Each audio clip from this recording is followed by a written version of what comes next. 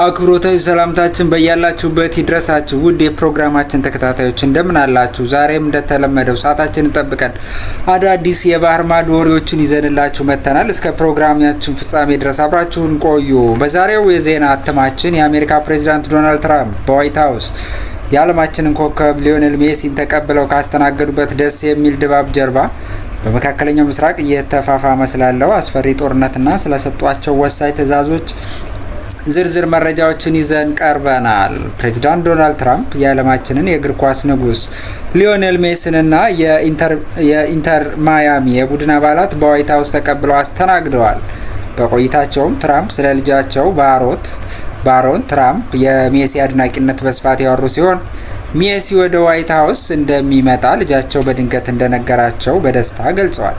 ሜሲን ታላቅ ሰው በማለት ያደነቁት ፕሬዝዳንቱ ኮከቡን ከታሪካዊ ፔሌ ጋር በማነጻጸር ለታዳሚው ቀልድ የታከለበት ጥያቄ አቅርበዋል። ይህ የክብር አቀባበል እየተከናወነ በነበረበት ወቅትም ፕሬዝዳንት ትራምፕ ትኩረታቸውን ከመካከለኛው ምስራቅ ጦርነት አልነቀሉም። ፕሬዝዳንቱ ለኢራን ወታደራዊና ፖለቲካዊ አመራሮች ያለምንም ቅድመ ሁኔታ እጃቸውን እንዲሰጡ ግልጽ ትዕዛዝ አስተላልፈዋል።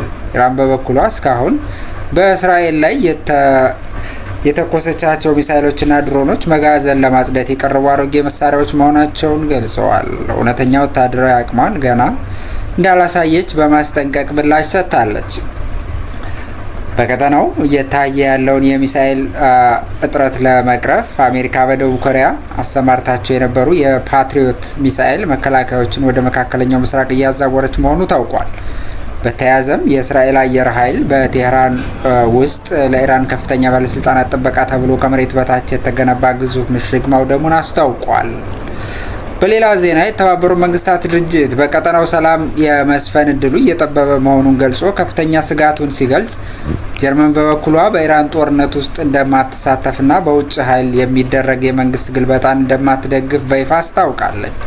ትራምፕ ግን ጦርነቱን በአጭር ጊዜ ለማጠናቀቅ በኢራን አዲስ መሪ ለማምጣት ያላቸውን ጽኑ ፍላጎት ገልጸዋል። እንደ አቤል ብርሃኑና ፈታ ዳይሊ ዘገባ ከዚህ ሁሉ ሁኔታዎች ጋር ተያይዞ ፕሬዝዳንት ትራምፕ የሀገር ውስጥ ደህንነት ሚኒስትሯን ክሪስቲን ኒልሰንን የብቃት ማነስ አሳይተዋል በሚል ከኃላፊነት አሰናብተው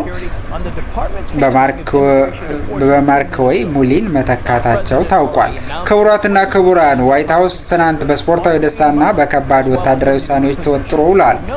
ፕሬዝዳንት ትራምፕም ለሜሲ የክብር አቀባበል ባደረጉበት ቅጽበት ለኢራን ጥብቅ ማስጠንቀቂያ ሲሰጡና የደህንነት ካቢኔያቸውን ሲያስተካክሉ ታይተዋል። የመካከለኛው ምስራቅ ቀውስ ወደ አዲስ ምዕራፍ እየተሸጋገረ ባለበት በዚህ ወቅት የዓለም አይኖች ሁሉ ወደ ዶናልድ ትራምፕ ቀጣይ እርምጃዎች አምርተዋል። ውድ የቻናላችን ተከታታዮች ለዛሬው ያዘጋጀንላችሁ የባህር ማዶ ወሬዎች የሰማችኋቸውን ይመስሉ ነበር። በድጋሚ በሌላ ዜና እስከምንገናኝ መልካም ቆይታ፣ ቸር ያሰማን።